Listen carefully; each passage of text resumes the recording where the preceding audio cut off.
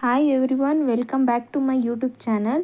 ಈ ವಿಡಿಯೋದಲ್ಲಿ driving licence ಅಂದರೆ DL ಹೇಗೆ ಮಾಡಿಸೋದು ಅಂತ ಮತ್ತು DL ಟೆಸ್ಟ್ ದಿನ ಹೇಗಿರುತ್ತೆ ಅಂತ ಎಲ್ಲ ತಿಳಿಸ್ಕೊಡ್ತೀನಿ. ಇಲ್ಲಿ ಕಾಣ್ತಾ ಇದೆಯಲ್ಲ ಶಾಪ್ಸ್ ಥರ, ಇಲ್ಲೇ ಅಪ್ಲೈ ಮಾಡೋದು. ಇದು ಯಲಹಂಕ RTO ಆಫೀಸ್, ಸಿಂಗನಾಯಕನಹಳ್ಳಿ ಹತ್ರನೇ ಇರೋದು, ನಿಯರ್ ಬೈ RTO ಆಫೀಸ್ ಹತ್ರ.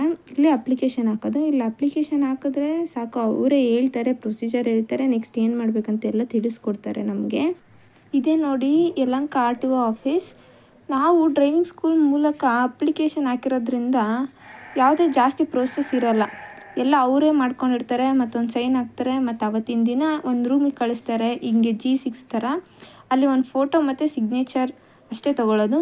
ಅದನ್ನು ಬಿಟ್ಟು ನೆಕ್ಸ್ಟು DL ಟೆಸ್ಟಿಗೆ ಗ್ರೌಂಡಿಗೆ ಕಳಿಸ್ತಾರೆ.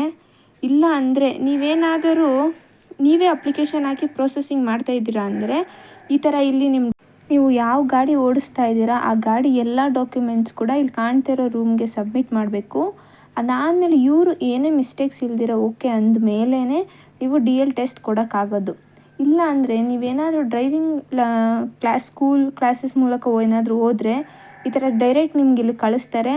ಇಲ್ಲಿ ಕ್ಯೂ ಇರುತ್ತೆ ಸ್ಟಾರ್ಟಿಂಗು. ಈ ಥರ ನೋಡ್ತಾ ಇದ್ದೀರಲ್ಲ ವಿಡಿಯೋದಲ್ಲಿ, ಈ ಥರ ಕ್ಯೂ ಇರುತ್ತೆ. ಅವರು ಯಾವ್ಯಾವ ಡ್ರೈವಿಂಗ್ ಸ್ಕೂಲ್ ಅಂತ ನೋಡ್ಕೊತಾರೆ. ಅದಾದಮೇಲೆ ನಿಮ್ಗೆ ಕಳಿಸ್ತಾರೆ. ಮತ್ತು ಇದೇ ನೋಡಿ ಯಲಹಂಕ RTO ಆಫೀಸ್ ಗ್ರೌಂಡು.